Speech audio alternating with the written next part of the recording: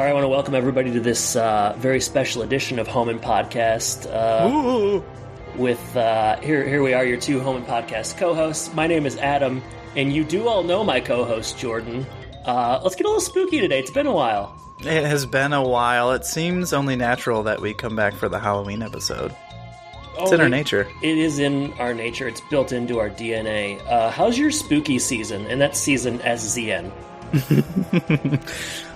So far, hasn't been too busy, I would say. We did go to Disney, and they've got it all, decorated for fall and whatnot. Ooh. But yeah, definitely. Mm-hmm. So, they got all the spooky stuff there, but it's not like we stayed for one of the Halloween parties or whatnot. So, I haven't done that. Supposed to go to a pumpkin patch this Saturday, so I suspect it's going to get a little bit spookier soon. I would ask you about pumpkin patches in Florida, but I suspect I've done that 7 times since we started the show. I was going to say, we've definitely had this conversation before, but there will be corn mazes. There will be combine harvester rides. There will be a hayride. There will be a hayride. Yeah, you have to sign a waiver. No, I don't know if you do. I don't remember doing it. But yeah, they do a pretty good job for being in Florida. All right, cool. Well, I think how was your spooky season? Oh wow, not bad, Jordan. Tonight I'm going to see the new Halloween movie, Halloween Kills. So is that are you gonna rank that one too? I'll let you know where it stacks up. I'm more into ranking the Friday the 13th movies, but I actually did just text somebody my Halloween rankings the other night. The person didn't ask for them, but I... It wasn't me either. I'm glad you didn't. Why would you... We haven't been in great, as good a touch lately, so for me to send you those Halloween rankings would have really thrown you off. But I'm excited for the movie. I was at a little fall festival last weekend. That was nice. I had a bratwurst. I am in Wisconsin, so that's... Kind of goes with the territory. What you do with those things. And, was it a cheddar brat or just regular? It was regular brat, but it was one of those things where you can put like pickles and pepperoncinis on it, and they're letting me control how much of that I put on. Let me just say, guys, big mistake. Big mistake. Huge. They went out of business the next day. There was a shortage in Port Washington the next day of pepperoncinis, and my hands are up. Good thing they didn't have the cameras there. I know. Yeah, they didn't have the cameras turned on. One of those things. My goodness, but no, it's gracious. Been good, and I've been watching a lot of horror movies, and I was happy to watch Hocus Pocus, which is what we're covering today. Yeah, it is. On those horror movies, was it Muppets Haunted Mansion? Did you include that in your list? No, I missed that one. I'm not a Muppet person. Shocking. Isn't that a surprise based on what you know about me that I'm not a Muppet person? So the funny thing about watching the Muppets Haunted Mansion is that I've watched, it's like a 52-minute special or something like that, and my daughter is watching it with me. She's not spooked. She likes it, but she really only wants to watch like the first 20 minutes. So we get 20 minutes in, we stop and go do something else, and then she makes me start it over from the beginning. So I'm really just wondering what happens at the end of it. I think that's a good note for the producers of that. Like, hey, maybe it didn't need to be 52 minutes. Maybe it could have been closer to 30. As soon as she saw John Stamos, she's like, okay, I don't need to see anything else. I kind of feel that way these days, too. It's like, okay. All done. It's like, okay, Stamos. Isn't Stamos... Am I making... There was a Disney Plus Stamos show, wasn't it? He's a coach or something? It's got season 2 written. My mom loves it. What's it called? Oh, no. I watched the first... The Comeback. It's something like that. I watched the first couple episodes, couldn't get into it, but my mom likes it, and they have season 2 all scheduled, so... You gotta sometimes wonder what the barometer is for bringing those shows back. I guess it's just people... I'm sure they have their own metrics, but that show has such a... I've never heard anyone have a conversation about that show. People don't even know about it, and yet they're bringing it back. It has like a negative cultural impact. Let me find what it's called. My mom will be so mad. Is this where we pivot into covering that instead? It's called Big Shot. What, the Comeback, Big Shot, same diff, yeah. I mean, he's a college coach who basketball? falls... Yeah, he's a college basketball coach who falls from, he's got like a national championship. He kind of goes Bob Knight, and he has to coach at all. He does throw a chair. It's hilarious. And he has to coach a all-girls high school team or something. So, yeah. Well, sounds about as scary as Hocus Pocus. I was thinking the last thing we covered was Assembly Required. What do you think's worse, this or what do you think scarier, Hocus Pocus or Assembly Required? I mean, get that guy who makes that dragon stuff on here, and or that assistant that didn't quite know how to use Amber, maybe something. I don't know. I don't think that was her name. Sorry. Anyway, Hocus Pocus. It's terrifying. Although everywhere I looked, it said it was a comedic film.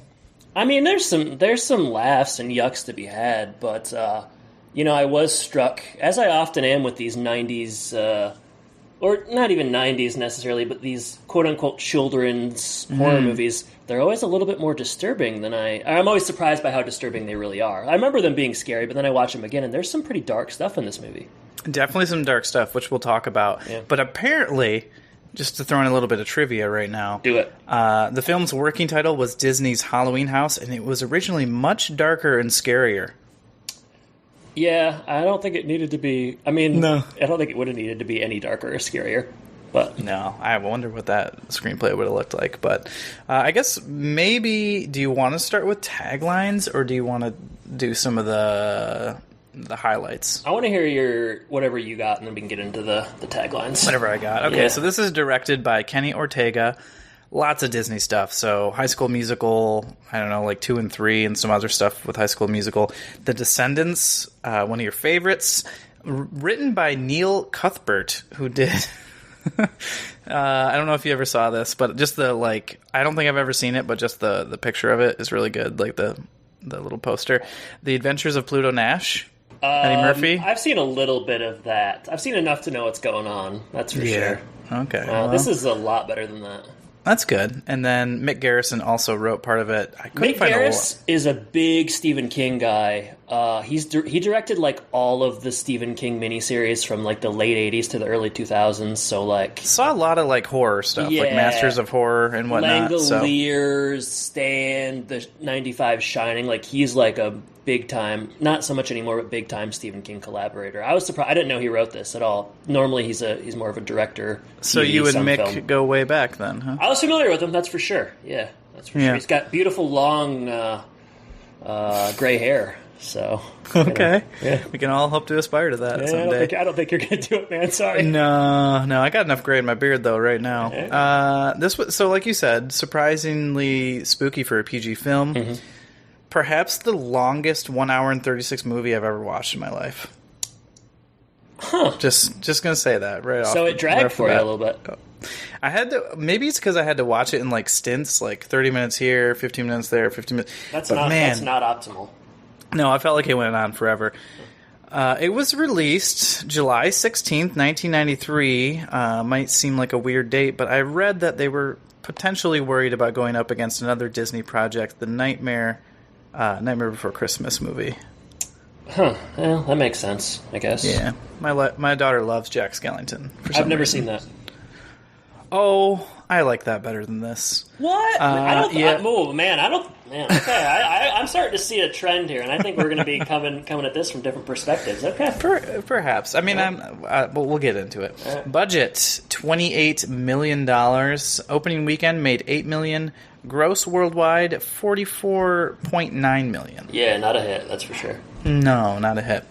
You think it was the biggest movie ever released, according to per the way people talk about it now?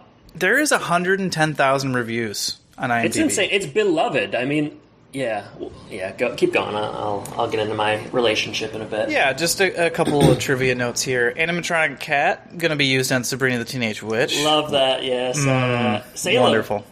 Salem. Love Salem. That cat is up to no good. It's got 9 lives. Yeah, that's for sure. This is a weird note. During 20th anniversary screening of the film, Doug Jones revealed that the moths that came out of his mouth, I guess he plays Billy the guy, are real and not CGI, which is disgusting. Doug Jones is also... I didn't know that he was Billy. He's a big-time like special effects like stunt guy kind of. He's the monster in The Shape of Water, that Oscar movie that came out a couple of years ago, and like is in just like a ton of stuff. He's in pretty prestigious stuff now. So he's the Bye Bye Man, for instance. Prestigious stuff like the Bye Bye Man. No, yeah. I mean Doug Jones. The role of Max Dennison originally offered to Leo DiCaprio, but he turned it down to appear in What's Eating Gilbert Grape. Scary movie in its own right, I suppose. I can see that. I mean, all these early 90s guys look the same. Like swaps. There's the guy that's in the beginning of Hocus Pocus who looks just like Eric Von Denton from Brink. Like, everybody's got, like, this longer hair. Thackeray? Thackeray looks like the guy from Brink who, they all look the same. Yeah. Thackeray, which is, I don't know, I guess somebody rhymed with Zachary? It's unclear. It's unclear. I talked about Disney Halloween House, and of course, we would be remiss if we didn't say Hocus Pocus 2 coming to Disney Plus in fall 2022. I want to save my questions or my comments about that for the end, but I'll just say now, like, have we ever seen a sequel like that, like, work? Is there any way it could... Well, just think about that, because I think that there's, like, a 0% chance it would be good, or will be good. I don't know. Maybe I'm jaded. I will say, I don't know. I mean, people love it so much now, Hocus Pocus, that, like, there will definitely be anticipation for it. From the visionary minds that brought you Big Shot, come Hocus Pocus 2. No, I did not see who was the writer or director of that one, but... All right, I got a couple. I have 2 additional points. Are you finished with your triv? I'm finished. I've had enough. Right. I saw this was the first Disney movie to use digital effects. Yeah, I did see that as well. What about Honey, I Shrunk the Kids? No, not digital? That was my thought. All right. When was that? Probably pretty similar time. Yeah, maybe probably like a week apart or something. 2 things. I went to some of these filming locations when I was out in Salem. Was gonna ask that. Yeah, specifically, what's the girl's name in the movie? Her name is Vanessa in real life. Max's kind of love interest. Her name is... Apparently not important. Well, just give me... I felt like it started with a V, too. Allison. Okay. Nope, completely wrong. I went to Allison's house, and I saw... You went to Allison's house? Yeah, she let me inside, too. There was a big party. She wasn't really manning the Halloween like she should have been. And I also saw, like, the place where the dance was, where the parents are inexplicably dancing all night. I saw that place as well. Oh, man. So that's a wild scene. I hit a couple of the good ones. Lastly, I've kind of a weird relationship to this movie because I grew up kind of thinking I was the only person that knew about this movie. Oh, they just filmed it for you, huh? No, I just didn't know other people really liked it or knew about it. So I watched it and I was like, okay. You weren't telling people about it, though. No, I was like, okay, this is a cool movie. It's a secret. I thought it was just kind of something that I was into. And then years later, I find out everybody liked it. This movie has, if this movie wanted to run for president, it could bring the parties together. It's that popular. I hope so. I don't know if I ever watched this growing up. I don't remember ever watching it. I feel like in recent years, during, Too scary ABC, for you. Yeah, it's terrifying. During ABC Family's, like Halloween nights or whatever they call it nowadays, I feel like Andrea tried to get me to watch it one time, and maybe it was on in the background. I wasn't really watching because I don't remember this at all. Man, really. I watched this every year growing up, and again, in my mind, no one else was doing that. It was just me watching it. Just you and Sarah Jessica Parker. I wish. Yeah. Also, that's a good segue because Allison, who plays Vanessa Shaw, big time early crush for me. Yeah, I was trying to figure out...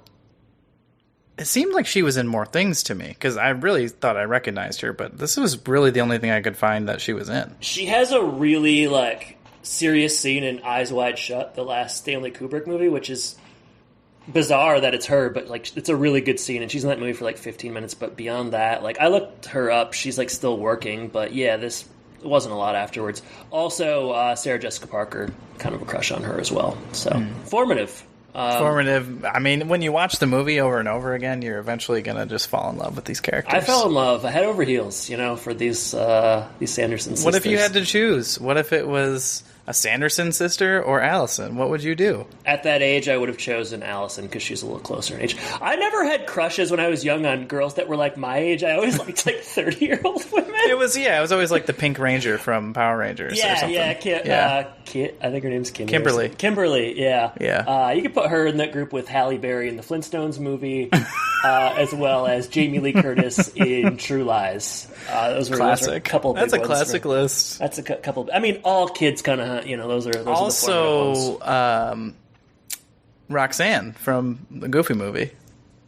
Well, that was a complicated one because I didn't know how I was supposed. Lola Bunny. I mean, naturally they're sexualizing her to beat the band. So I mean, those cartoon ones are always kind of hard to know how to feel about, but still working through that. Psychiatrists are going to be so happy to have you. All right. Taglines, big boy.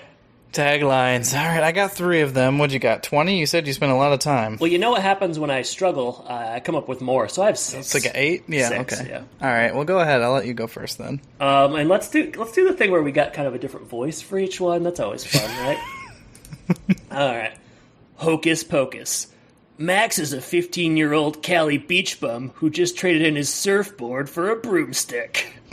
Started off with a lengthy one, huh? That's one of the shorter ones. I wasn't asking for a synopsis. It's just a tagline. You think that's bad? Just wait. Also, like, surfboard, I don't know. I mean, he's definitely from out west. We can assume. All right, go ahead. Since, I hope it's really short. That is my second shortest one. Unbelievable. All right. Double, virgin in trouble. See, yeah, that's much better. Okay. I'll do my virgin one. Also quite lengthy. Hocus Pocus. This virgin is finally getting some action this Halloween. Let's just say it's not what he had in mind. I couldn't say it. So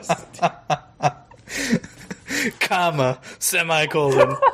I couldn't even get it out. Let's just say it's not what he had in mind. That's yeah. Can you imagine them putting that on a poster? Take up all the space. You couldn't even have their heads. Instead of sending a poster, they're sending pamphlets to people. Yeah, okay, you might want to see this. That's what we'll do for the second one. I got a stitch already, and we're not even 15 minutes into the podcast. You want me to do another one since you only have 3? Sure, but if you take one of mine by, you've written novels. I'm using a lot of words, so eventually mine's going to be mixed in there. All right, here's a shorter one. Hocus Pocus. Thrills, chills, and cauldron spills. Oh. Cauldron gets knocked over a lot. It does. I mean, it's a big cauldron. You're going to run into it at some point. Yeah. All right. I like that one. Thank you. Good. All right. Ready? Hocus Pocus. This... Sorry. Good voice. I know. This Halloween has been 300 years in the making. See, yours are so much better. Yours are actual taglines. Mine are like... short limericks. Right. You got haikus. Yeah. All right. Hocus Pocus. Max lit the black flame candle and got a little more than he could handle. Ooh. It's lengthy, but it's good. It's nice. Thank you. All right, my last one here.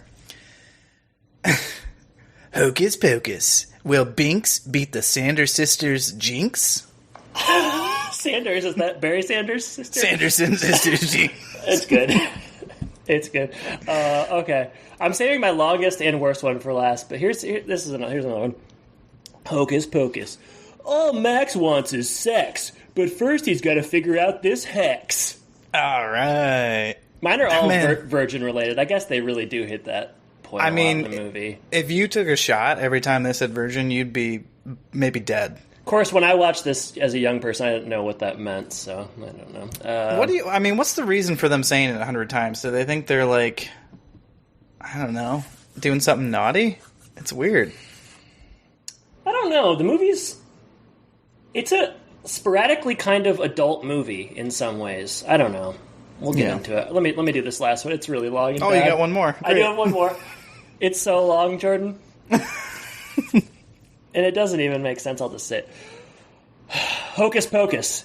Danny wanted a night of trick-or-treating with her brother. Max wanted to find himself in the arms of his teenage lover, but on October 31st, neither of them will get their way. Not even true. He does find himself in her arms. I mean, you left out a few key characters in that one. If you were just writing everything down. Yeah, no, I couldn't. Yeah, that was so. It'd been funny if you were like, Winnie wants this. And Winnie's jealous of her youngest sister. Danny wants to go trick-or-treating. Max's parents want to party all night. This is everyone's motivations.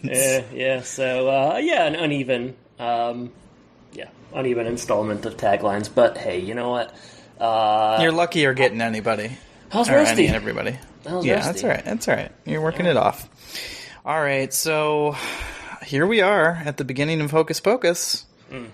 And I guess we're in the year 1693 or something. Yeah, I'd forgotten that it opened this way. But this is all new to me. I do not remember this really is crazy. anything. I'm so surprised that this wasn't the only thing I really remembered for is that. So I definitely if I did watch this growing up, I would have had crushes, right? So I would have remembered. I don't have this. The only thing I remember Well, you said you had a crush on the cat. Naturally.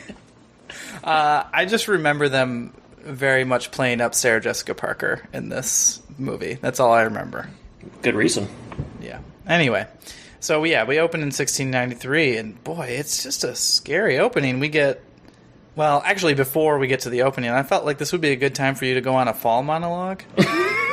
I think we blew that when we talked about Big Shot at the beginning. I think you either get a John Stamos TV show or you get a fall monologue. So. I saw like leaves changing, and I just thought you must be in heaven at this point. I did like it. Yeah, I did like it. It was scratching me right where I itched. But a fall monologue, Jordan. I got to see a movie at 7:00 tonight. I think we'd be here much past that.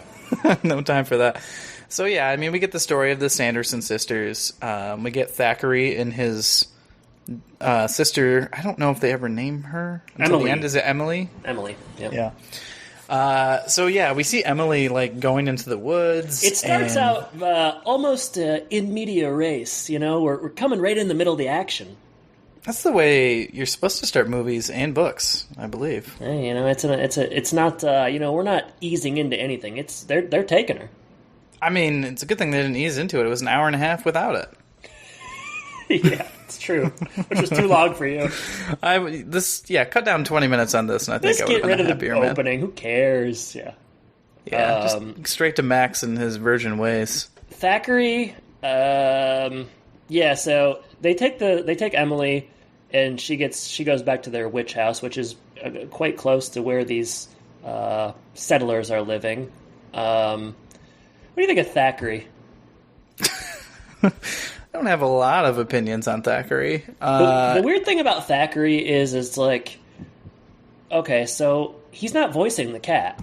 No, that is very weird. It's Max from a Goofy movie. It's Marsden. Yeah, well. Who was like the go-to? He's like the go-to guy in all those early, like, he's like big Disney guy. So it's kind of like, does Thackeray look enough like a period piece guy? Like, does he look more...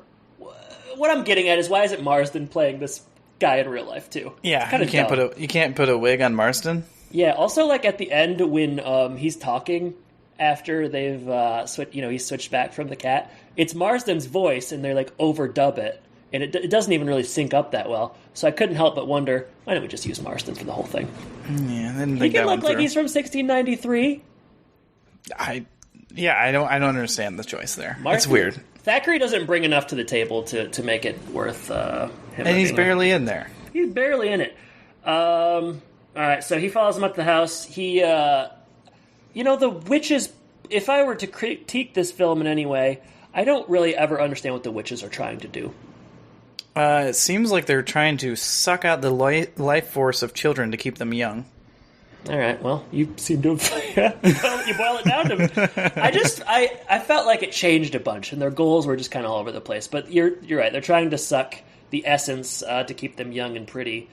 I felt like Sarah Jessica Parker looked young and pretty in the beginning. How much, No, I did notice that they put some stuff on her face to make her seem much older. Because I did not... Again, I just remember the Sanderson sisters, the younger version of them that you would see... in posters and whatnot. So I was like, oh, this is weird. The mob arrives to save the girl, but they're too late. Don't you hate it when that happens? Yeah. The mobs are always late. And before terrible. they do that, there's one final spell that they make about summoning them. This was the first scene in the movie that I was like thinking was pretty graphic. This hanging scene. Yes, I wrote that down. I was quite jarred by it. Yeah, you see their like legs dangling and stuff. Pretty serious business. And you kind of like hear the neck breaking. Yeah, it's pretty rough. Yeah, I don't know. But don't worry, they're not dead. If you were worried about that, they're definitely not dead. Different movie if they were dead. No movie if they were dead, baby. Well, we'll see what they do with the sequel. If it's just what if it's just Max and he's just like new California guy in this school, really alienating himself. I feel as though we'll get to this scene in a second, but Max, he doesn't seem to know how to ingratiate himself within a community. I don't. Yeah, he doesn't want to be there. So yeah, but hey, I come down to Florida and I tell everybody, oranges are stupid, Disney sucks, and the magic, they don't really know what they're doing organizationally. Well, the last one people would probably be on board with, but yeah, they'd just give you a thumbs up. No one's gonna like me if I come down there and say that stuff. That's my beef with Max. Yeah. But before we get there, but he's also a teenager, you know. Yeah, you're right. A virgin too. I don't know if they mentioned that. Yeah, I didn't. Thackeray gets turned into a cat in this opening scene, and to make him suffer. Yeah, to curse to live as a cat. He comes and rubs up against his father, and he gets shooed away and called a beast. Really sad. Really sad. Like, I don't know, it kind of got me. Yeah, you were crying. I don't know, but it is effective. He's like, vile beast. Yeah. Jeez, man. I guess because he's a black cat, because I don't know why you would treat a cat like that otherwise. I guess so, yeah. Even if you're allergic to cats, you're not going to go quite that far. But yeah, no. I guess the black cat thing is probably apt, yeah. Yeah, after that guy's daughter was murdered by these witches, I guess. Yeah, but you know what? Kindness matters. So, regardless of what has happened, you need to try to be nice. Oh man, and then they start going to present day, right? This is modern day, and we are in a classroom being told the story by the lady from the Blues Brothers. You know, this teacher and this class, she seems really cool. Yeah, it sounds fun. I mean, how much would you have loved that in your schooling days if somebody was telling you a spooky scary story? Stories. She's dressed like a witch, and at the end, she like scares them and throws stuff. Like, I don't know. Also, what class is this? It's probably history? Lit. It's got to be lit, right? Lit, yeah, I guess it could be lit or history. I mean, it's lit, all right. If you know what I'm saying. It's definitely lit. Yeah. Which, you know, we got everyone all is dressed one way, and then you get the tie-dye Max, you know? 90s are back. I saw these outfits out and about today. Yeah, that's true. It's weird. What's your take on Max? You like the character? You like the performance? No, I don't. Oh, no. I think he's a bit rough. I don't know. Acting-wise or writing? Well, I think it's mostly Danny and Max, as you would expect with kids. When the emotional parts come, where, like, spoiler alert, Binks gets run over or something like that, I think they struggle a little bit. Max, early on, is, like, very angry, and I think he struggles with the emotional part of it. Where other scenes, he's fine. Yeah, other scenes, he's fine. I think that the little girl is pretty good, actually. There's one bad scene where she's crying against that pumpkin that's kind of rough. Yeah, she just throws herself against the pumpkin. I remember he used to do that a lot. Only dancing pumpkins. When you didn't get the candy you liked, you would always cry in front of a pumpkin. Well, everyone kept giving me, like, peanut butter stuff, and I'm allergic to peanut butter. Yeah, so your mom sent a note with you, but they wouldn't read it. They thought it was like a curse. No, they would read it, crumple it up, and then throw it in my face and say, "Get out of here, kid!" And then they would throw peanut butter bars at me. Max is in the classroom. He doesn't buy it, and he immediately is just like, "Stupid, dumb. Your town history sucks." And this is where Allison, she kind of steps up, and she's like, "Hey, man, it's our history, so don't be a jerk." To which he responds by giving her his phone number. Bold move, dude. Yeah, I mean, he's pulling out all the stops. He just, like, hands it to her. Max has got a lot of confidence. I gotta say, we could learn a thing or two from Max in that scenario. Well, you're married, so I think, don't worry about it. Even now, my wife will not give me her phone number. Your communication is often strained. You're like, oh, I can't call her. I don't have her number. No. Oh, man.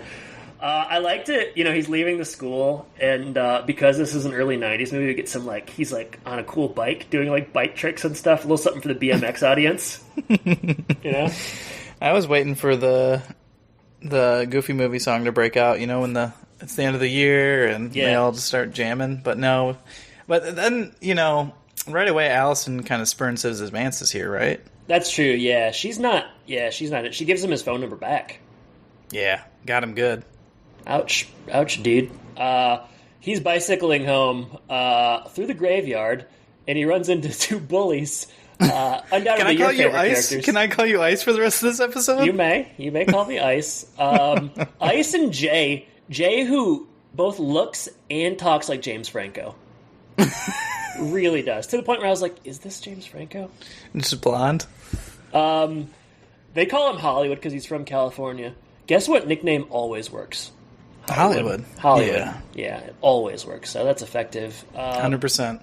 They take his shoes, kind of, I don't know. Yeah, he's good product placement in this movie. I saw Nike. So Nike, there's a 7-Up product placement. Yep. They would have definitely taken the lighter had they seen it, because Max... Why does he have a lighter? I don't know, but he plays with that lighter quite a lot in this film. Is he a smoker? It says, well, I wondered. He's got tie-dye. He's talking about Jimi Hendrix, but he doesn't have a smoke for these guys? Good. I give these guys a smoke. It's Ice and Jay. I mean, they're not really ingratiating themselves to him. That's what I'm saying. Hey, Max isn't doing the same thing. Hey, are you more of an Ice or Jay? Just let me know. Can I be neither? Yeah, I think you're more of a Jay, unfortunately. I'm kind of the perfect combination of them. Ice has a pork pie hat, which is something that people only wore in the 1930s or 1993. Dust Bowl era. That's how you can identify when this film is from. Yeah. He comes home and yells at his parents because he's mad they moved there. I kind of like the parents in this movie. They're funny. They're fun? They're funny, they're fun. Seems like they're just kind of wild. And I like it seems like they're having a lot of sex, frankly. That was kind of my thought there. It's like, these parents get down, man. You're wondering how they only have 2 kids? Well, yeah, I mean, mom's dressing up like Madonna, seriously. The dad says that him not having shoes was like a form of protest. I thought that was pretty funny. It was an interesting line. My thought is, Max has stairs in his bedroom. It's such a movie bedroom. It's just so improbable. It's huge. There's stairs going up to what? A bell tower or something? I don't know. It makes your room look paltry. I was gonna say, you talk about my mansions. Have you seen anything that remotely resembles that? No. Well, you wouldn't let me into the butler's quarters, so I didn't see the whole thing, but... Well, you turned down the offer to be a butler. Because he's my butler. We said you were going to pay me in soup. I don't know about that. Yeah. Oh, my goodness. He's daydreaming about Allison. How long do you think he's been in this town? Seems like very short. I know, but he's really already seems found to have some feelings for her. It's one of those things where, everything is out west, so you find something to anchor your new reality in. It's all you just hold on to it. Well, he's anchored himself to Allison, for better or worse. Danny comes out of the closet. Danny, played by Thora Birch, who went on to fame in American Beauty. Like you said, big room. He has room for drums in his room. Like the stairs, the bed. It's huge. It's just improbable. I have a lot of notes about the room, so it's good you brought that up. Tell me all your notes. What is this? Did I take some of your thunder? What is this room? He has stairs too? That's a real movie bedroom, etc., etc.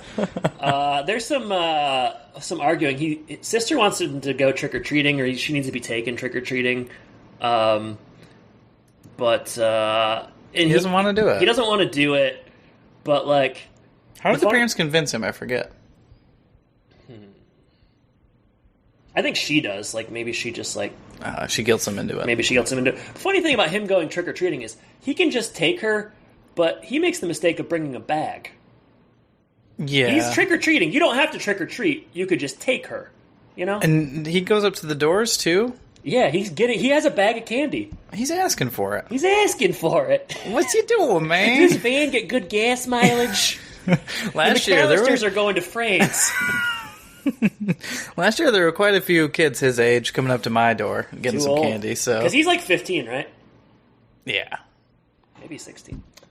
That's why everyone's so shocked he's a virgin. Yeah, what the heck's that all about? I'm not going to tip my hat, but guess who else was definitely a virgin at 15 and several years after this guy? Oh, my goodness. Yeah, this movie acts like you lose your virginity when you're like... 6. 12? 12, you're an old maid if you haven't already done it. It's harsh. I thought there was going to be a joke at some point where, like... Allison goes to light the flame, but she's not a virgin or something. I kind of like remember that it was sort of a Rashomon moment in my head where like I feel like I remember that definitely happening, but it didn't. Also, like Allison's definitely not a virgin. Allison next to Max, Allison looks so much older. Yeah, and just they're a year apart in real life, but she seems a lot older. He's got a real baby face, so that's why you don't like him. Yeah, that's my problem with Max. They're trick-or-treating, runs back into Ice and Jay, and his sister has to, like, defend him. He gets kind of emasculated here. He just refuses to, like, kind of stand up for his sister who's getting bullied by a bunch of teens. Also, if you're Ice and Jay, kind of low-hanging fruit going after this young girl. I mean, does Ice need any more candy? That's true. Yeah, he's already... They're going to get their comeuppance, so that's good. Yeah, it's true. Max yells at her. She apologizes. They make up. They come upon a big house, and that's Allison's house, the one I visited.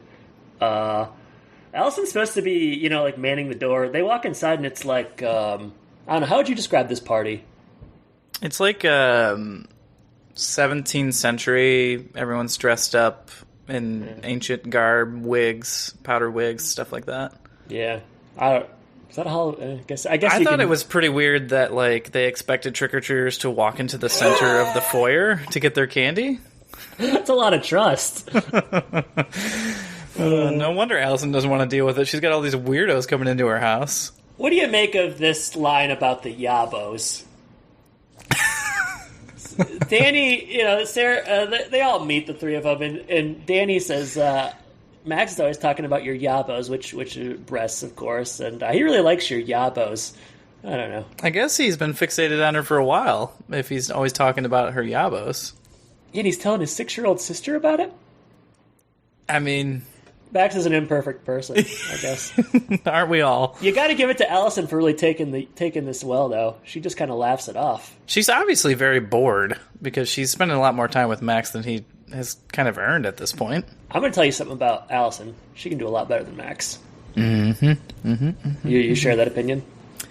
I mean, she's not going to. I mean, by the end of the film, I guess they're a match made. Are you shipping Allison and Billy?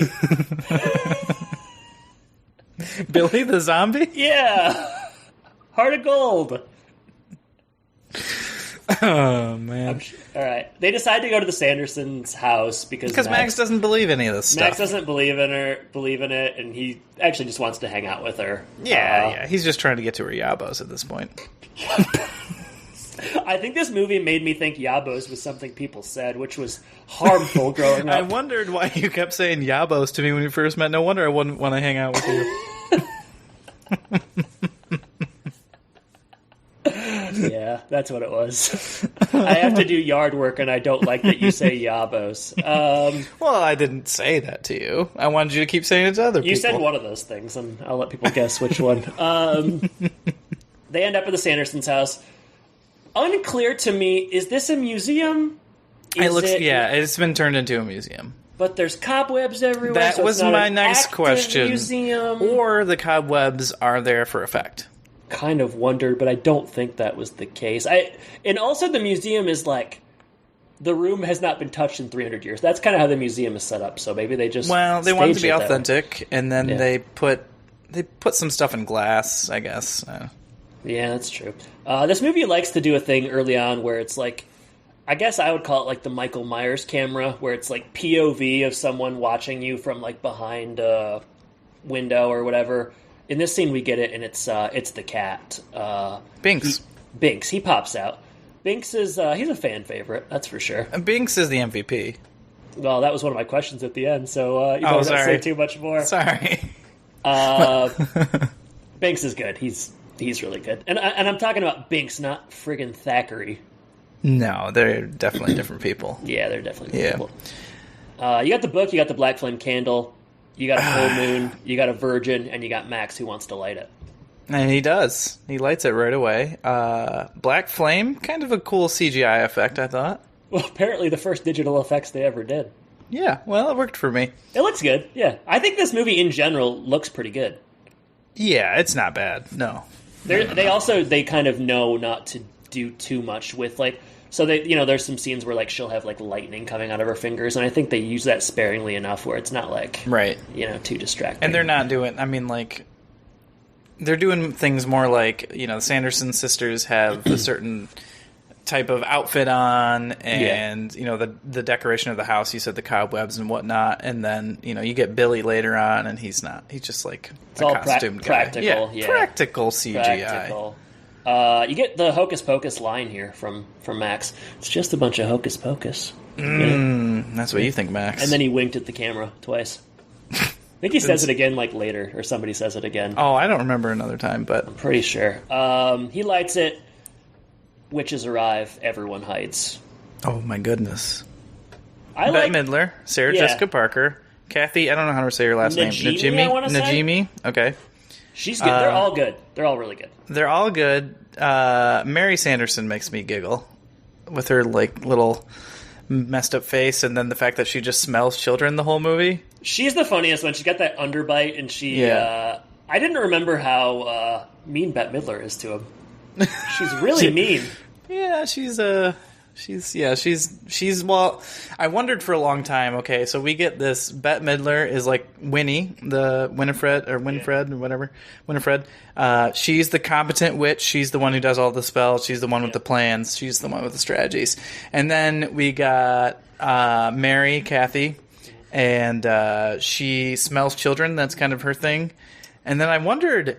what's Sarah's thing going to be for a long time? She's hot. And that's all it was for a long time until later in the film, and we'll get to what she does. But well, that's a kind of underdeveloped thing, because she does sing that song in the beginning as well, if I'm not mistaken. I did not remember that. Okay, she sings it a couple times, but again, what that song does or doesn't do, kind of unclear, but that is what she's bringing to the table, that and her looks. Yeah. And... She's a bit ditzy of the three, I guess. For sure. Well, and there's I guess also Mary's like that too. Backstory where she... Well, we can say that when we get to Billy, I guess. The Sanderson sisters arrive, and they smell a child, and they do find Danny. I kind of like that Danny acts like she's a witch. It's funny. She's just she knows how to get away with this. Yeah, she's speaking a little bit. She's got a little bit of the old British accent or whatever she's bringing to the table. I just thought that was kind of funny and charming. Max really lets his sister kind of like sit he's just in this kind of witch waiting. thing for a yeah, while. He's kind of waiting, biding his time, thinking about what he's going to do. I felt like for a while, it's like, is he just going to like kind of let her go? Like, are they just going to... He's like, well, I guess I don't have to keep trick-or-treating. Right, seriously. Yeah, go back to California on his own. He comes out, gets knocked down immediately. There's a lot of good gags here where, like... And this is what you need to do if you're making a movie where someone comes from the past. They're seeing these innovations like... it's just a lighter that he puts up to the... water spigots, and he calls it the burning rain of death. And later on, they see like a road or whatever, and get the bus scene. You get a lot of stuff like that, and I think that stuff, generally speaking, is pretty funny. I will say there was one joke toward the end which kind of broke all that apart. I don't remember what Winnie says when she's flying on her broom and like chasing down Max in the car. Mm-hmm. But she says something about like pulling over or something that she shouldn't know. I thought the same thing. I don't know. I might have that note, but I do know what you're talking about. It's like a car-related joke, and it's like, based on... How do you know that? Yeah. So, somebody just really wanted to get their car one-liner in there. Yeah. That was ad-libbed. That was ad-libbed. Bette Midler's like, I read this joke book about cars. Could I use some of them? They escape and they go to the gravesite. The cat presents itself, Binks, and he begins to talk to him. They go to the gravesite because it's safe. Burial ground. Burial Hallowed ground. That's they what get it around was. that by just sort of hovering over it the whole movie. Kind of makes you wonder if it's even worthwhile. Oh, then at the end, yeah, it's really confusing to me, but sure. I agree with you there. Billy Butcherson is Winnie's ex that she killed because Sarah Jessica Parker, he loved her or something, and now he's dead, but she's going to bring him back to attack the kids. Yeah, I think she caught him making out with Sarah, so she poisoned him. Yeah, she reawakens him, and he's going to do her bidding. I'm not sure why he would do that after being treated that way. I'm not sure if he ever really intended to, because when he finally opens his mouth up, he's kind of on their side. Yeah, I guess it's unclear. I'm a Billy guy, Jordan. Billy's good. I like that Binks uses contemporary language. Like he says airhead in this scene. So he's been around, he's just been kind of hanging out for 300 years, and there's also a mention of like him like hunting mice and stuff, and it's like, well, I guess he's been a cat for 300 years. You gotta adapt. You gotta eat, man. Yeah. Poor Billy. He loses his head a couple times. Yeah. Kicks it off like a, I don't know, football at the start of a football game or something. He just flies right off. Yeah, I'm gonna skip ahead a little bit here. But I don't know. They get separated. There's a lot of like this movie is basically a ton of like everybody's together, everybody runs away and gets separated. They get back together, they get separated. Gotta get the spell book. They gotta get the spell book. You gotta get children, etc. I don't think the plan is ever super clear. But whatever. They have like one night to finally do this spell again, and it will make them younger and whatnot. So. Probably one of my favorite scenes is when the witches hop on the bus here and they get this horny-ass bus driver. That was good. It was completely unexpected, too. The bus pulls up and... This guy is such a degenerate. Hey, baby, yeah. Hey, witches, eh. It's like, hey, they're taken with him. This guy is in a different movie. It's hilarious. And he's like... There's a joke about, like, her desiring children. He's like, I don't know about kids, babe, but I'll do my best. Boo. And Sarah's in love with him. Yeah, I think she's in love with everybody. Bus driver hits the cat. Everybody cries. Of course, he can't die. Idiots. Oh, man, that was jarring. I thought he's actually going to die this way. It's a good special effect, too. They reinflate him. Like he's a freaking basketball. It is sort of like that. It's like, my dad hooked the air pump up to his car, and he's just loading it up. Well, yeah, I thought he was going to die because of the way that they hung the witches earlier, I just thought this was a film that really killed people in surprising ways, but nope, he's back. It's still Disney, Yeah. The witches get off the bus, and they see kids like in costume, and it scares them, which is kind of funny. Yeah, they think there's a bunch of goblins and stuff everywhere. They think this is all real, and then sure enough, the door opens and some guy's dressed as the devil. Not just some guy, Gary Marshall. Director of several films, and they come inside, and they're getting a lot of like. They're like bowing down to him. Yeah, they think he's the devil. So Master, he slow dances with Sarah Jessica Parker. Oddly, his wife is there, who's Penny Marshall, who is his sister in real life. So like, whoa, that's kind of weird. Like, why you got brother and sister playing husband and wife? I don't know. Is that cool? Is that a funny joke, or is that just like kind of weird? I don't think anyone's gonna know that, really. I think everybody watching this probably knew that. Even you when you were a kid? Pretty young. Jordan. I mean, think about who you're talking to. You think I didn't know Penny Marshall and Gary Marshall were married? I don't know. It just strikes me as I think they were trying to be clever, but it's just sort of gross to me. Meanwhile, the kids run into another kind of degenerate adult. This cop on a motorcycle. Yeah. This is weird. This guy's a weirdo. Well, he's not a cop. I know. It's just like he's like grilling them, and he's kind of getting off on it. He's like, hey. Just a lot of weird old men out tonight in Salem, Massachusetts. That's what happens on Halloween. That's why you try to not stay out too late. Speak for yourself. What do we got here? Why are the brothers and sisters playing husband and wife? I wondered after that scene with the devil. Yeah. Why didn't they just find a dog? Because that dog seemed pretty effective at getting rid of the witches. I read that dog is Kathy Najimy's real dog. I read that too. She would attack her owner like that? How'd they get the dog to do that? The kids, eventually they're like, we gotta tell somebody. This cop who's actually not a real cop, but has a real, like, cop motorcycle. I ain't really committed to it. They end up at this Halloween party, which is... Your parents go to parties like this growing up? I think you know the answer to that. The real question is, did your parents go to the parties like this? They definitely did. This is like an all-night crazy Halloween party, and everybody's just dancing and going nuts. I would love to be at this party. Man, it's rocking. It's crazy that there's like Allison's party and this party happening at the same time. It's Salem, Mass, and here we get Dadcula, and he's at the dad plays it, and the mom plays Madonna. Wait a minute, someone's here. I better open the door. Creak. Hello, Jordan. It is I, Dracula. We thought it was a door, but it was a coffin opening up, huh? That was my coffin. I live here now. I watch this movie, and I see Dadcula, and I say, cease and desist. Cease and deceased. Dracula, I just picked up your book from the library yesterday. Which one? I have 3 memoirs. One is called Drac is Back. Drac in his saddle shoes again is the second one. And the third one is called Money Management with Drac. Okay, those are not the ones I picked up at all. Although I might need the money management one. I've got some medical bills to pay for.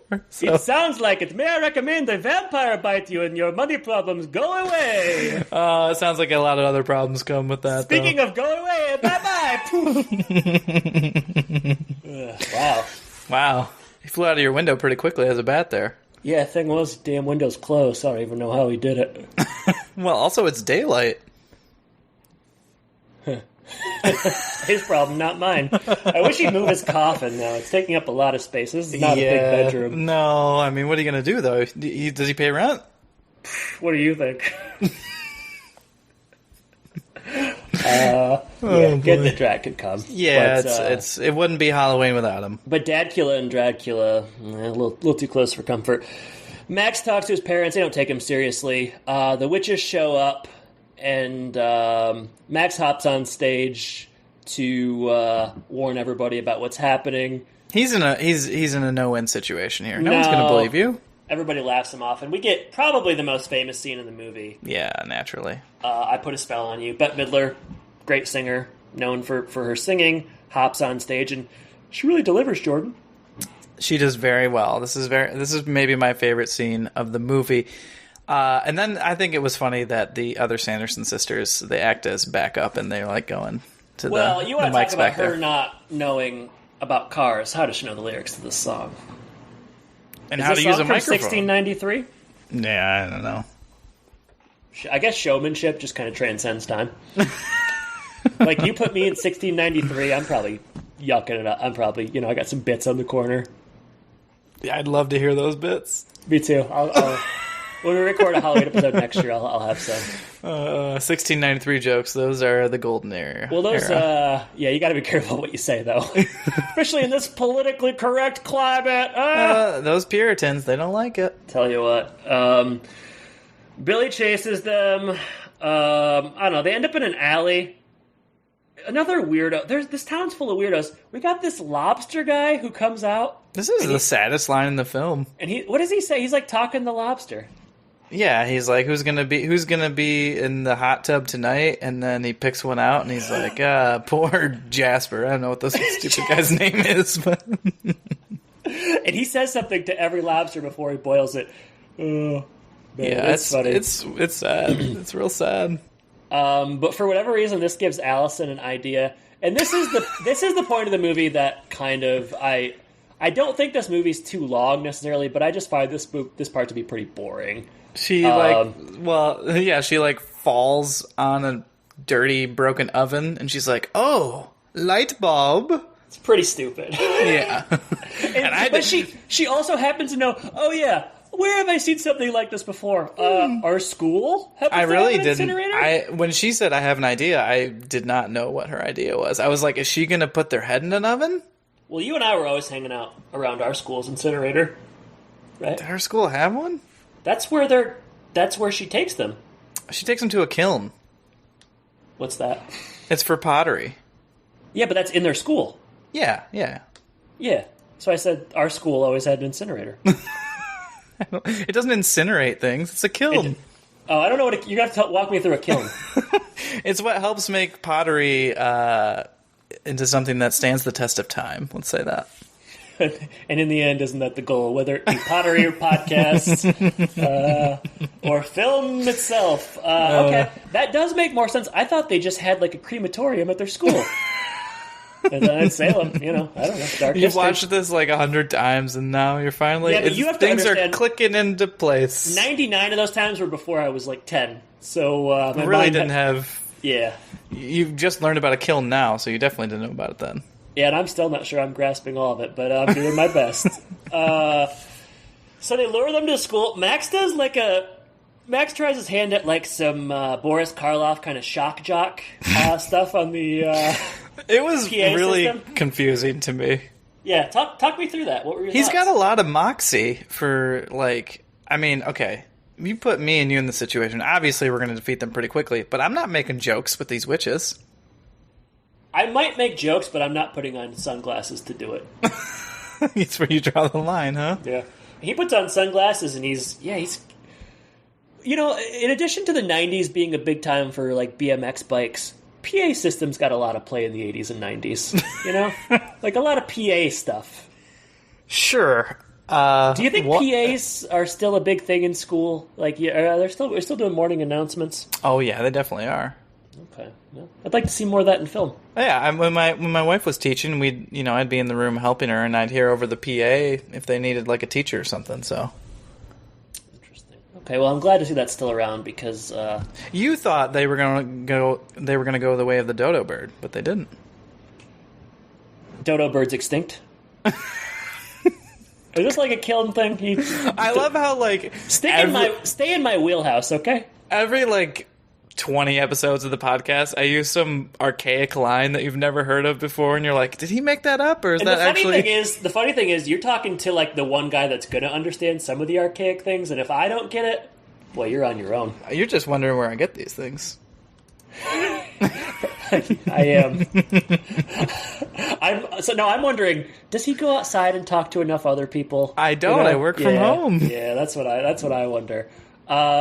Max is mouthing off on the PA system. We need more PA systems. Let's bring back PAs. Where am I in my notes? They are lured into the kiln. They got him. Movie's over. I thought so. I was like, wow, I don't know what they're going to do for the last 30 minutes. You get the green smoke coming out of the chimney. That was a bit suspicious to me. Well, what's suspicious is like, all right, they go out of the chimney in the black smoke, and then 5 minutes later, it just kind of comes back in, and they're okay. Yeah, it just takes a few minutes for the effect to happen. It's kind of stupid.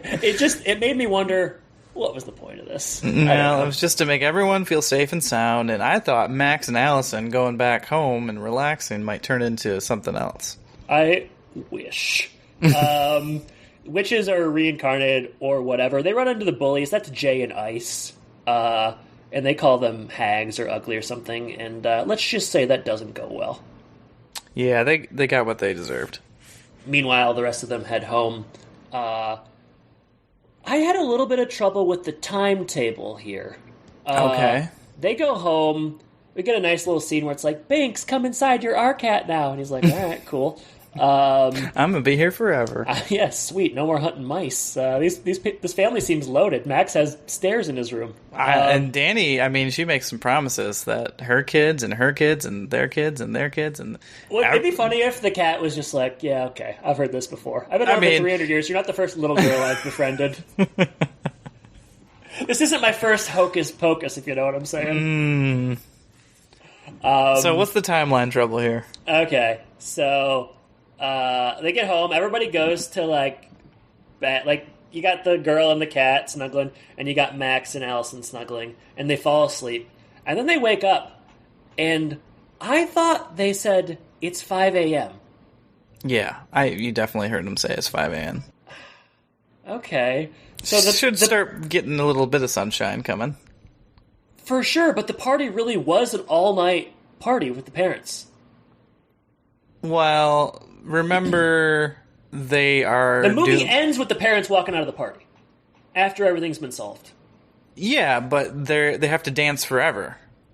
That's why they're stuck at the party. It wasn't going to be an all-night party, but the sisters jinx them so that they have to dance until they die. Are you serious? Yeah. You don't hear that line? I never missed that. Or I always miss that. I've never heard that. That really is part of this movie? Yeah, as they leave, they want to keep the adults... That makes so much more sense. Oh yes. My gosh. I thought these parents just raged. No, okay. They're responsible adults. Okay, wow. This is good. Discovery. This movie is like an onion. Layers. So many layers. Okay, so it is 5 a.m.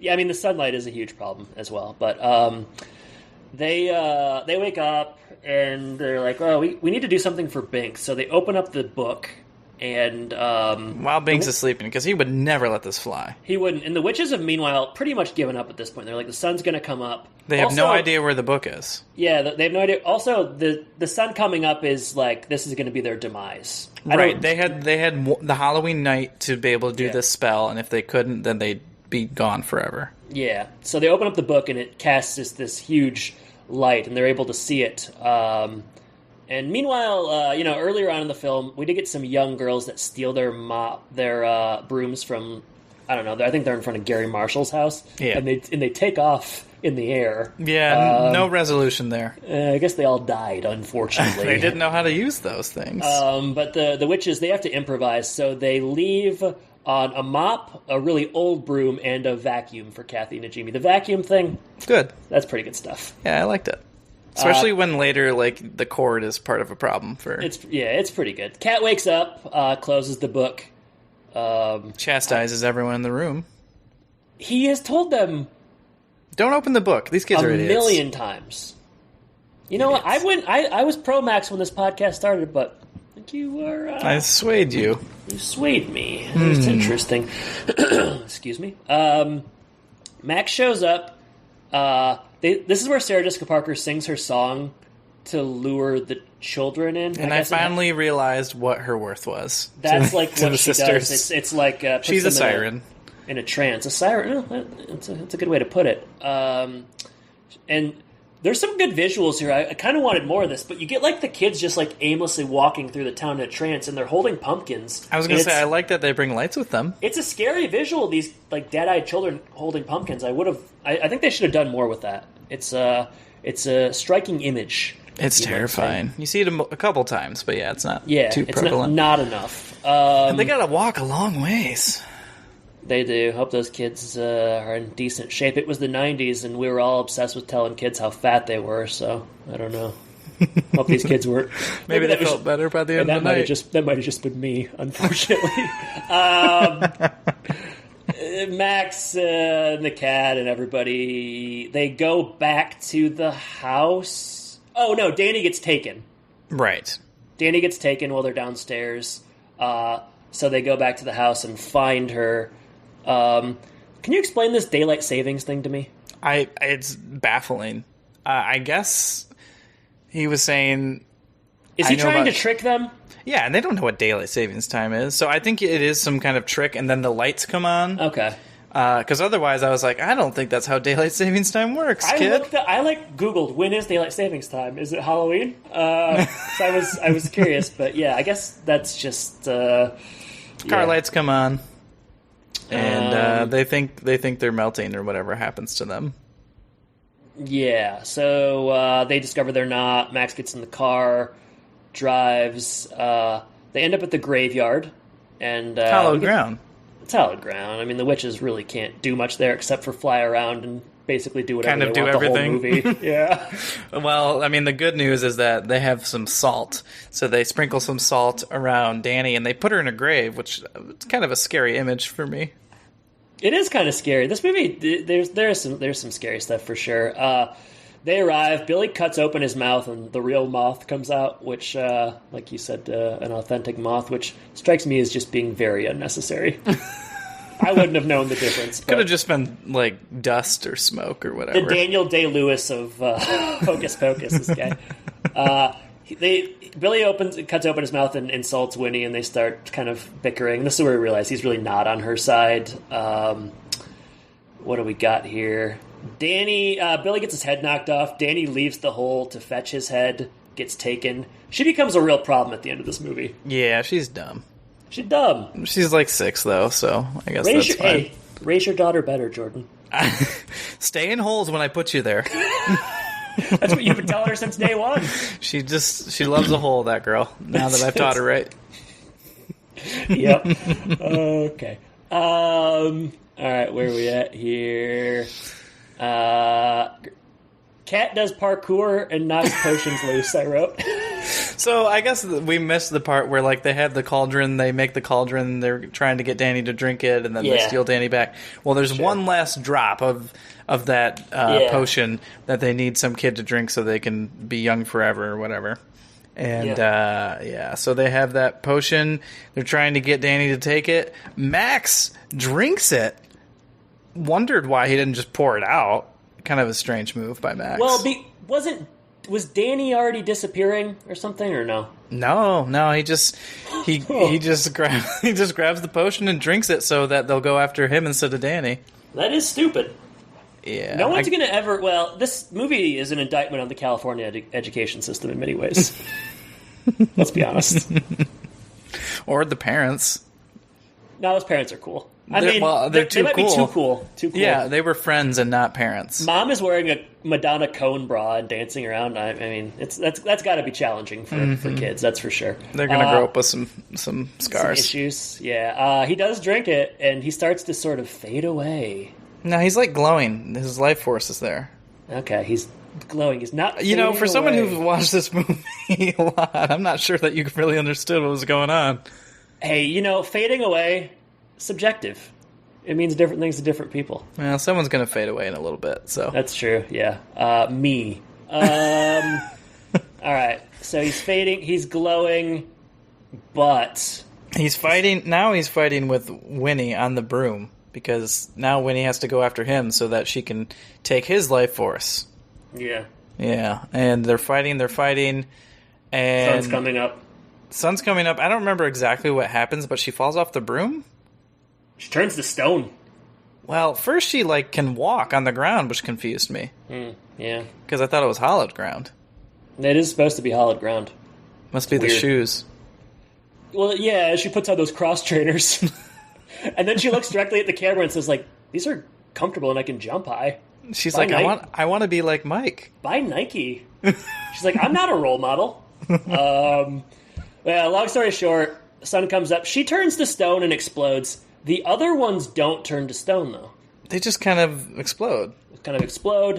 I don't understand. I mean, the hollowed ground thing must have been why she turned to stone. I don't know. Only if you step on hollowed ground for about 27 seconds. Yeah, you have 27 seconds to kind of do what you want. It's a gray area. Billy goes, they've won. Billy goes back to sleep, which I don't know, is he dead or is he just resting? Unanswered questions. Sounds like something for the sequel. Binks dies. Danny is sad, but Ghost Thackeray comes back, and this is where the dubbing is really bad because you got the guy from the beginning with Marsden's voice, and it's just dumb. Yeah. Sister comes back.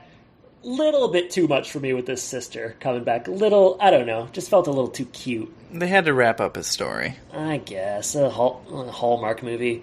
Thora Birch is crying again. She cries a lot this movie.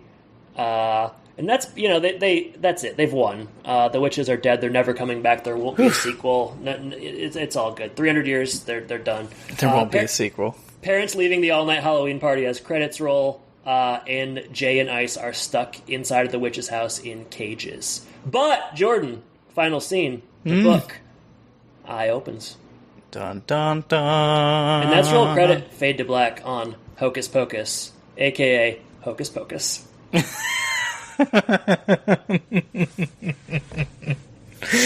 Oh, man. Talk me through your thoughts on this one, Jordan. Highs and lows. I think you're coming at it from a different perspective than me. Yeah, it was not my favorite film.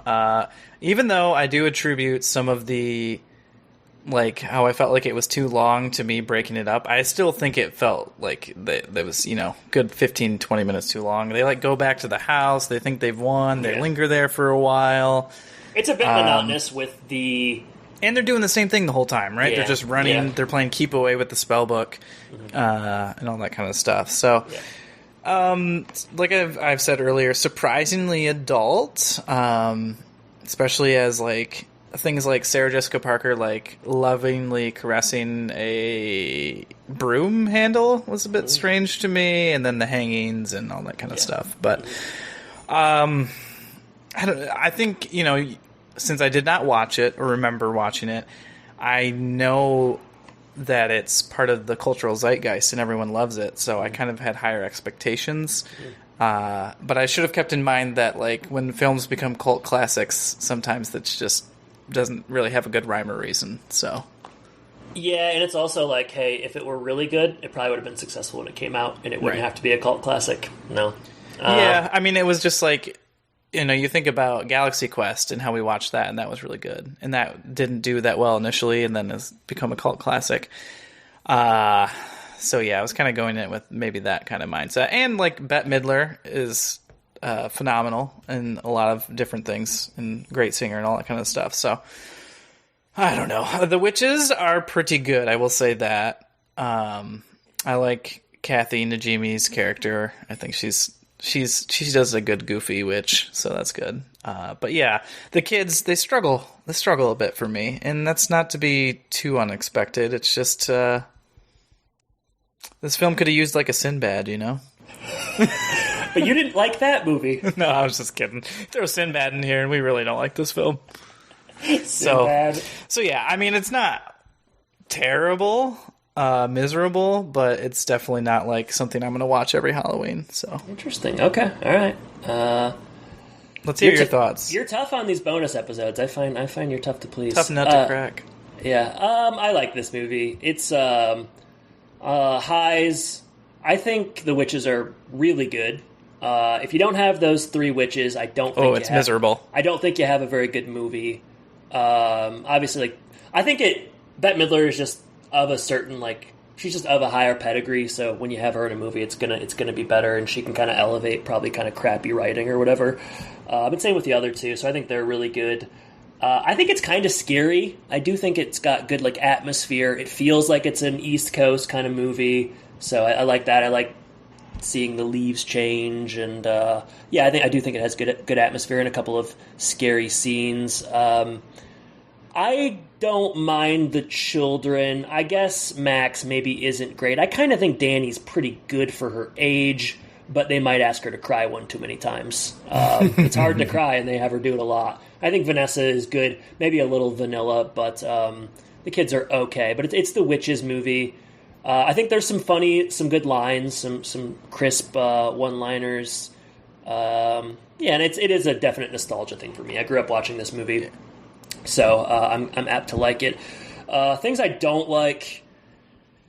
Watching it this time, I was struck by how it is kind of monotonous. We're just doing the same thing over and over again. Cut out 15 minutes from this film, and you've got something special. Yeah, for sure. It's a little bit tedious. I've talked about how I don't understand the dubbing of the cat versus not just using the same actor. That just this time around, that really bugged me, and especially at the end where it's it's just so obvious the voices don't even sync up. It's just dumb. So I'm not the Thackeray guy. I'm not sure is very good. But yeah, monotonous. I never really the plans. There's too many moving pieces with the plan. You got the book. You got the children's essence. You got something needs to happen before Halloween's over. You got kids in trances. You got Sarah Jessica Parker's. I don't know. Too many moving pieces for me. Let's simplify this movie. It's for kids, for crying out loud. If an adult doesn't understand it, we're in trouble. I like Hocus Pocus. I'll always like Hocus Pocus. That's that. It's not a perfect movie, but it's a fun Halloween watch for me. Something that I grew up with. So there you go. There you go. All right. I got some Twitter questions. Yeah, you have some questions, and I think you made one up of your own, so I'd love to hear them. Try 3. First question on Twitter comes from @Mr. Dutch. What household tool/appliance would you most like to fly on instead of a broom? I mean, the obvious answer, I guess, is a vacuum. But I'm going to go with a refrigerator. Go on. All right, it's bulky, but if you're hungry, just open it up. That's smart. Yeah, that is smart. Okay. Eat and fly, baby. Okay, what did I choose? What do you got? My first thought was a bar stool because it'd be kind of comfortable. Is that an appliance? Did he say household? Did he say... my bar stool has a blender in it, so... It's got a charger in it. Did he say appliance? I thought he did. Household tool/appliance, I guess you're right. Bar stools are a tool. I use them to, do things around the house. Yeah, it's my hammer. Okay, give me a cast iron skillet, then. Oh, it's got to be a long handle. You should see my skillet. Really good question. Next one. Nobody questions Max... This is from Saginaw Cheese. Nobody questions Max and Danny just going into Allison's house and declaring jackpot at the bowl of candy while seemingly helping themselves to the treats within. Allison just lackadaisically says she's on candy duty but doesn't even question these people waltzing in. What gives? Well, I mean... I think Allison's just really bored. She's bored. She doesn't want to do this. Why does she have to dress up like all of them as well? And she doesn't seem resentful, though. Yeah, I mean, it's weird that, again, like, it's in the center of the house, it feels like. You have to walk in to get to the candy, so I don't really understand what's going on with the candy. It's a flawed system. Rich people are weird. Rich people are weird. Yeah, they don't know how to handle candy. I don't know. Eat the rich, that's what I always say. Jordan. All right, here are my questions. Why is this movie so popular now? I mean, it's just nostalgia, I think. It's just like people like you who watched it growing up and now they want to watch it and show it to their kids. I don't... Yeah. There's also just not that many good kid Halloween movies, I feel like. There aren't a lot. It's either too child-centric, therefore not scary, or like it's an adult movie and it's definitely not for kids. This has got something a little for both. Straddles both lines. And then just sort of the inverse of that is I wonder why it wasn't popular upon release. But that's harder to answer, I guess. Yeah, I don't know. Maybe those... It was July, maybe. That's true. Were early Disney live-action movies successful? Like a Honey, I Shrunk the Kids, or like... I think so. They made like 3 of them. Yeah, I guess so. It's weird. Okay. Film MVP. You kind of spoiled it. Are you sticking with Binks? Yeah, I think I like Binks. He's just level-headed. No, I mean, really, it's Bette Midler, I think. She's the most interesting character in the film and has probably the best acting performance. She's got the iconic song. She's villainous, and you believe it. I don't know. She's good. She's very good. Okay. If you want a good guy, sure, give me Binks. Okay. Bette Midler withstanding. I have 2. I would say Kathy Najimy. Sure. She doesn't really even talk that much, but she just... Understated. Just has a lot of looks and stuff, and it's funny. But obviously, like the real MVP, Dadkilla. Gotta be Dadkilla. Doesn't get enough lines, but he kills it when he's on stage when he's on screen. I've heard the sequel is Hocus Pocus 2. Dadkilla is Badkilla. Well, maybe that's a good question. What could the sequel be about? Well, that's my third question. I mean, obviously the witches come back. What does the sequel do? Yeah, witches come back. I don't think they have to do something different. They're not bringing back, like, anybody that's in the original one is just a cameo. Like, there's no way it, like, is built around Max or Allison.